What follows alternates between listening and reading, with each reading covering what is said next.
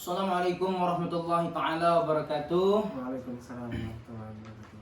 Perkenalkan sebelumnya kami dari kelompok 11. Saya yang bernama Samsul Ma'arif dan di sebelah saya ada Gustiawan dan di sebelah Gustiawan ada namanya Rizky Nur Safira Albidat Hidayat.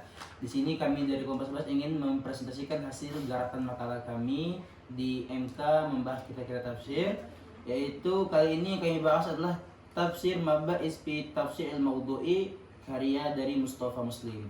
Di sini ada beberapa pembahasan yang kami bahaskan. Yang pertama adalah biografi Mustafa Muslim yang akan dibahas oleh sahabat saya Safira. Silakan. A. Biografi Mustafa Muslim. 1. Pendidikan dan riwayat hidup. Syekh Mustafa mempunyai nama lengkap Mustafa Muslim. Ia lahir di daerah Ain al-Arab, Provinsi Aleppo di Suriah. Ia seorang yang alim, sarjana terkemuka di bidang ilmu Al-Quran dan tafsir, dan sebagai pengawas ensiklopedia tafsir tematik. Ia mempunyai semangat yang tinggi dalam belajar dan aktif dalam berbagai aktivitas akademis. Hal ini dapat dilihat pada masa belajarnya. Masa belajar Syekh Mustafa ditempuh di berbagai universitas yang ada di Timur Tengah.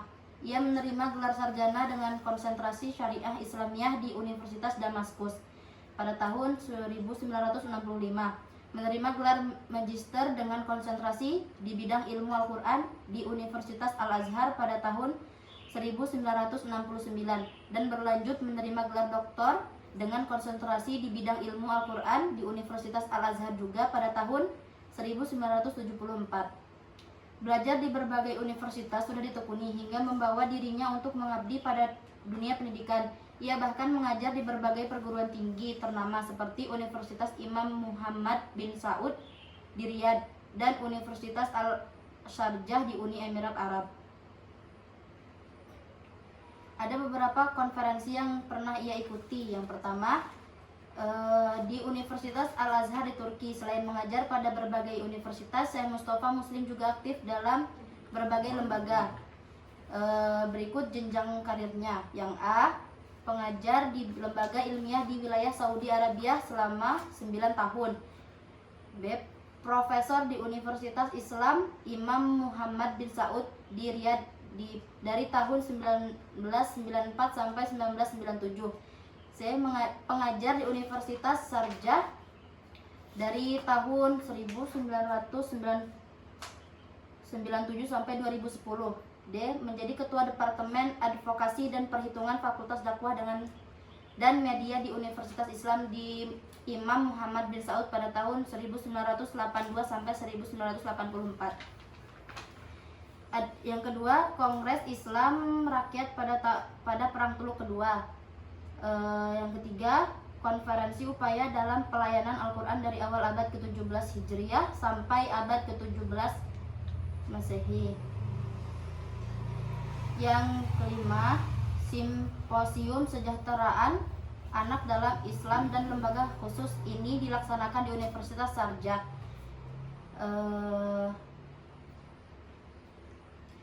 Sebagaimana diketahui juga, Syekh Mustafa Muslim adalah seorang pakar di pusat studi Al-Quran di Riyadh. Keahlian ini menarik banyak orang untuk konsultasi ilmiah kepadanya. Berikut aktivitas konsultasi ilmiah yang dijalankannya. Pertama, Syekh Mustafa Muslim seorang arbiter untuk penelitian yang diterbitkan pada jurnal ilmiah di berbagai universitas. Kedua, seorang arbiter penelitian mengenai anggota fakultas di berbagai universitas. Ketiga, seorang arbiter untuk pusat penelitian di berbagai negara teluk. Keempat, ia evaluator program pascasarjana ilmu Al-Quran dan tafsir yang diperuntukkan pada gelar master di Universitas Kuwait. Yang kedua, karya-karya Mustafa Muslim. Syekh Mustafa Muslim merupakan seorang tokoh kontemporer Islam yang menguasai disiplin ilmu keislaman, khususnya studi yang dikuasai terkait dengan ilmu Al-Quran dan tafsir. Karya yang paling terkenal adalah Mabahis fi I'jaz Al-Quran dan Mabahis fi Al-Tafsir Al-Mawdu'i. Berikut ini adalah karya-karya Syekh Mustafa Muslim. Yang pertama, Mabahis fi I'jaz Al-Quran. Kitab ini berisi penjelasan mengenai argumen tentang kemujizatan Al-Quran. Yang kedua, Mabahis fi Ilmu Mawaris. Kitab ini berisi mengenai ilmu warisan, yakni ilmu soal menghitung atau pembagian warisan. Yang ketiga, Mabahis fi Tafsir Al-Mawdu'i. Kitab ini yang keempat, Ma'alim Quran fi al-Ma'ra ma'a Yahudi. Yang kelima, Manahiju al-Mufassirin atau al-Tafsir fi Ahad al-Sahabati. Yang keenam, Tarbiyah al-Israh al-Maslamah fi Du'i Surah al-Tahrim. Yang ketujuh, Al-Mu'jizah wa ar-Rasul fi Du'i Surah Al-Furqan. Yang kedelapan, Masalik al-Basari fi Mamalik al-Amsar atau li Fadlillahi al-Umari. Yang kesembilan, Al-Thaqafah al-Islamiyah, ta'rifuha, masadiruha, majalatuha wa tahdiyatuha. Yang kesepuluh, Al-Ziyadah wa al-Ihsan fi Ulum Al-Quran li Ibnu Aqillah al-Makki. Yang B, adapun tafsir mabahis fi tafsir al-Maudu'i. Tafsir Mustafa Muslim mengartikan secara terminologi kata maudu'i atau tematik merupakan menetapkan sesuatu yang berkaitan dengan tema dalam aspek kehidupan seperti aspek akidah, aspek sosial, aspek sains atau istilah lain yang muncul dalam Al-Quran. Ia menulis tanda atau asal-usul munculnya tafsir maudu'i. Tafsir maudu'i juga merupakan sebuah metode penafsiran Al-Quran yang dicetuskan oleh para ulama untuk bisa memahami makna-makna dalam ayat-ayat Al-Quran.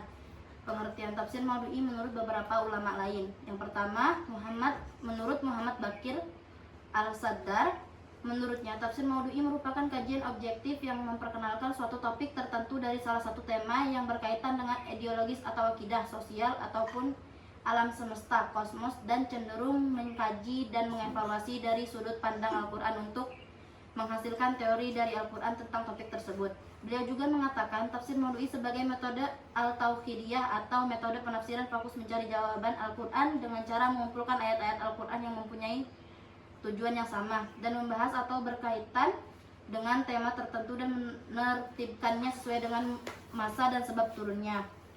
Yang kedua, Abdullah Al-Hay Al-Farmawi menulis di dalam bukunya, tafsir maudu'i merupakan istilah baru dari ulama zaman modern dengan pengertian mengumpulkan ayat-ayat Al-Quran yang mempunyai maksud yang sama dalam arti yang sama-sama mempersoalkan suatu topik masalah untuk penyusunan berdasarkan masa turunnya ayat serta sebab turunnya ayat tersebut. Yang ketiga, Fard Ar-Rumi menyebut dalam bukunya di mana tafsir maudu'i adalah metode di mana mufasir tidak menafsirkan ayat sesuai dengan tartibu mushaf, akan tetapi mengumpulkan ayat-ayat Al-Quran yang memiliki kesamaan dalam persoalan tema lalu ditafsirkan dengan pengambilan kesimpulan dan hukum-hukum di dalamnya. Syekh Mustafa Muslim menuliskan dalam bukunya Mabahis fi Tafsir Al-Maudu'i ada beberapa contoh yang membuktikan pada masa Nabi sudah ada penafsiran terkait dengan Al-Quran bil Al-Quran. Selanjutnya akan dijelaskan oleh teman saya Gustiawan. Langsung saja kita akan masuk ke dalam metode penafsiran. Metode penafsiran tafsir ini menggunakan metode maudu'i, yaitu ayat-ayat yang diambil dari totalitas surat Al-Quran yang memuat tema tersebut. Tentu saja tidak semua surat memuat ayat-ayat yang akan dimasukkan pada tema. Distingsi ini hanya untuk membedakan dengan tematik di surat tertentu saja. Ada beberapa langkah teknis ketika seorang penafsir hendak menafsirkan Al-Quran dengan menggunakan metode maudu'i, yaitu pertama menentukan tema yang akan dibahas. Yang kedua, mengumpulkan ayat-ayat Al-Quran dalam bingkai judul yang sudah dibuat. Yang ketiga, mengurutkan ayat berdasarkan waktu turun ayat untuk kepentingan klasifikasi hukum dan lain-lain. Yang keempat, melakukan kajian telaah terhadap kitab-kitab tafsir dengan menggunakan metode tahlili secara memadai, merujuk sebab-sebab turunnya jika ada dan pemaknaan secara sistematisnya. Yang kelima, selanjutnya membuat poin-poin penting sebagai pesan yang dikandung Al-Quran pada lingkup tema yang dibuat. Kemudian, membuat ringkasan dengan merujuk kepada tafsir yang menggunakan metode ijmali, secara singkat dikemukakan hadis-hadis Nabi SAW. Yang ketujuh, hendaklah mufassir menggunakan metode penelitian ilmiah dalam rentang penulisan tafsir tematik. Yang kedelapan, penulisan tafsir tematik hendaklah diorientasikan kepada penampilan kebenaran Al-Quran dengan penjelasan komprehensif, dan menampilkan kebenaran Al-Quran tersebut disajikan dengan menggunakan bahasa yang menarik, logis, dan argumentatif. Syekh Mustafa Muslim dalam melakukan pembahasan mengenai metode maudu'i mengkategorikan pada 3 hal, yakni tematik dengan lafaz, tematik surah, dan tematik dengan tema Al-Quran. Tematik lafaz. Tematik lafaz atau kata adalah sebuah metode pencarian kata dalam Al-Quran. Syekh Mustafa Muslim dalam tematik kata ini untuk melakukan pencarian atau pelacakan terhadap kata.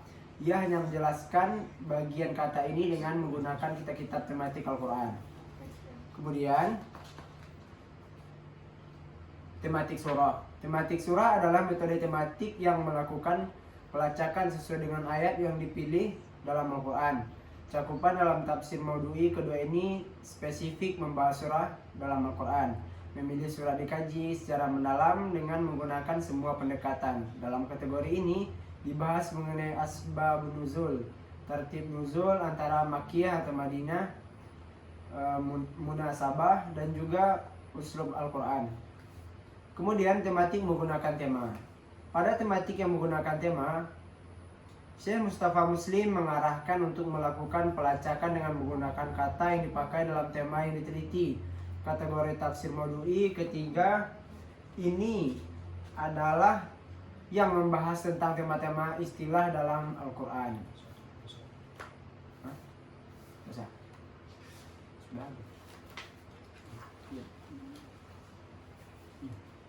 Kemudian corak tafsir maudu'i. 1. Bahwa tafsir maudu'i mengumpulkan semua ayat yang menyangkut judul yang satu dalam satu pembahasan, sehingga ayat yang satu menafsirkan ayat yang lain. Yang kedua, bahwa tafsir maudu'i yang merupakan tafsir bil matsur itu dekat kepada kebenaran karena menafsirkan firman Allah dalam suatu ayat dengan ayat yang lain. Yang ketiga, dengan dikumpulkannya semua ayat yang membahas suatu topik dalam tafsir maudu'i akan memberikan pandangan dengan pikiran yang sempurna yang bisa mengetahui seluruh nas Al-Quran mengenai topik tersebut. Yang keempat, secara sekaligus sehingga ia bisa menguasai topik tersebut secara lengkap. Yang kelima, dengan terkumpulnya semua ayat yang mengenai suatu topik, maka akan memudahkan orang untuk menghindari adanya pertentangan dan menolak tuduhan yang dilontarkan oleh orang-orang yang mempunyai tujuan jahat terhadap Al-Quran. Yang keenam, bahwa tafsir maudu'i ini lebih sesuai dengan selera zaman sekarang yang menentukan adanya penjelasan tuntutan-tuntutan Al-Quran yang umum bagi semua kalangan sosial Islami dalam bentuk peraturan dan perundang-undangan yang mudah dipahami, diamalkan, dan dimanfaatkan oleh masyarakat.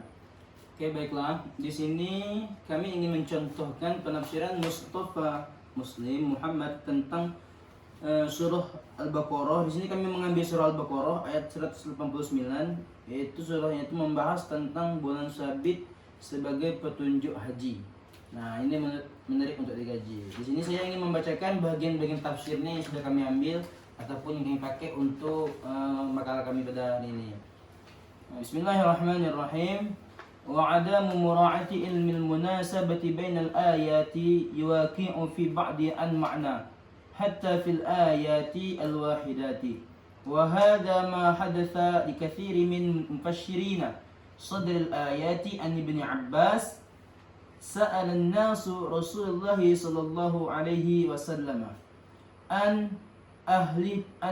أهلتي فنزلت هذه الآية يسألونك عن الأهلة قل هي مواقيت للناس والحج. Surah Al-Baqarah ayat 189. وقال أبو عالية بلغنا أنهما قالوا يا رسول الله لما هلكت أهلته فأنزل الله يسألونك عن أهل الله.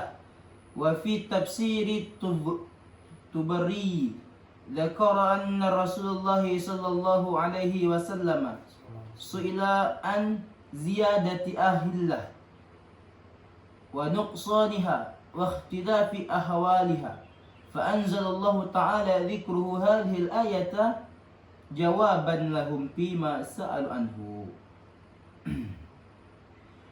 Di sini beliau menerangkan bahwa ilmu tentang kesesuaian antara ayat-ayat Al-Quran menyebabkan kesalahpahaman makna. Bahkan dalam satu ayat saja, hal ini terjadi pada banyak mufassir ahli tafsir saat menafsirkan ayat-ayat tentang bulan sabit. Dalam riwayat Ibnu Abbas disebut bahwa orang-orang yang bertanya kepada Rasulullah SAW tentang hilal atau bulan sabit, lalu turunlah ayat. Mereka bertanya kepada Rasulullah SAW tentang bulan sabit. Maka dikatakan di dalam Al-Quran adalah bulan sabit itu adalah tanda untuk manusia bepergian umrah atau haji. Abu Al-Aliyah berkata, kami mendengar bahwa mereka bertanya, wahai Rasulullah, mengapa hilal diciptakan? Lalu Allah menurunkan ayat tersebut, yaitu ayat tersebut yang berbunyi Yas'alunaka 'anil ahillah qul hiya mawaqitu lin-nasi wal hajj.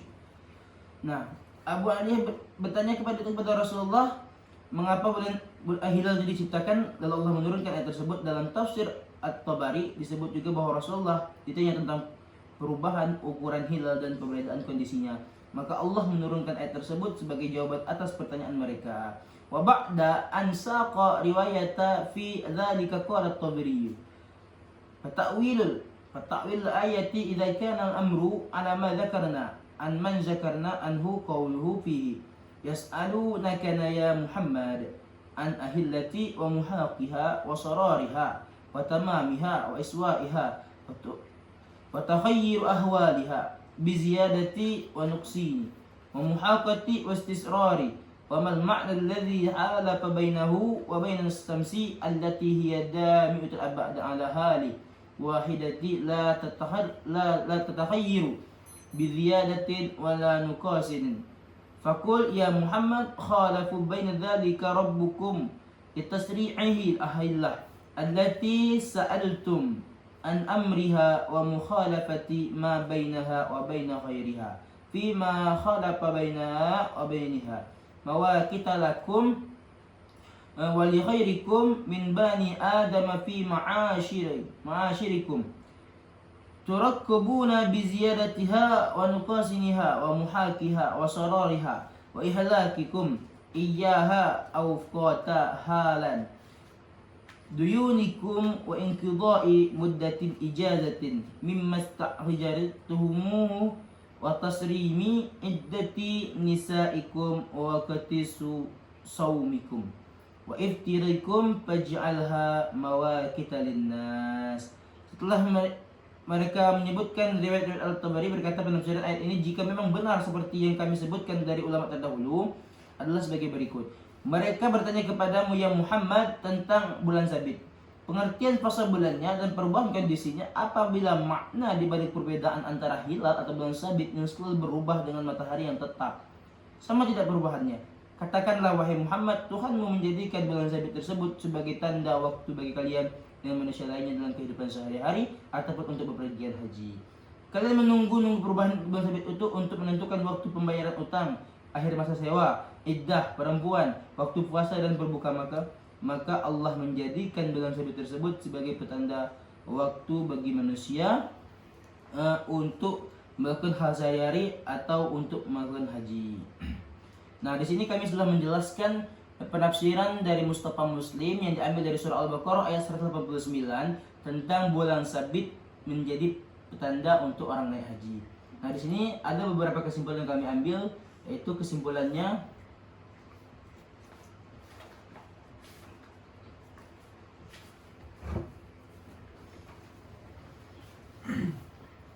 dari penjelasan di atas, tafsir maudhu'i tematik yang dirumuskan oleh Mustafa Muslim ada 3 fokus kajian pembahasan terkait tafsir maudhu'i, yaitu pertama kajian tematik yang berfokus pada kata, kedua kajian tematik yang berfokus pada ayat, dan terakhir yang berfokus pada surah. Lalu tahapan-tahapan yang harus dilalui dalam penggunaan tafsir maudhu'i hampir sama yang dirumuskan oleh tokoh lain Al-Farmawi, yaitu memilih tema yang akan dibahas, mengumpulkan ayatnya, melihat asbabun nuzulnya, munasabah ayat dan surah yang setema, lalu menjelaskan ayat-ayat yang digunakan dalam penelitian dan tertib serta memperhatikan prosedur-prosedurnya. Penjelasan metode yang dijelaskan oleh Mustafa Muslim sangatlah rinci. Ia mengelompokkan dan menyusun metode dengan jelas, berbeda dengan Al-Farmawi yang menyusun sistematika metode tafsir maudu'i itu secara umum, sehingga penggunaan metode tersebut mengalami ketidakseimbangan antara metode yang akan digunakan dalam menjelaskan tematik ayat dan surah. Oleh karena itu kita bisa mencoba menggunakan metode maudu'i Mustafa Muslim karena sudah ada langkah-langkah yang sistematis dan tematik ayat ataupun tematik surah. Nah, itulah kesimpulannya dari makalah yang telah kami garap.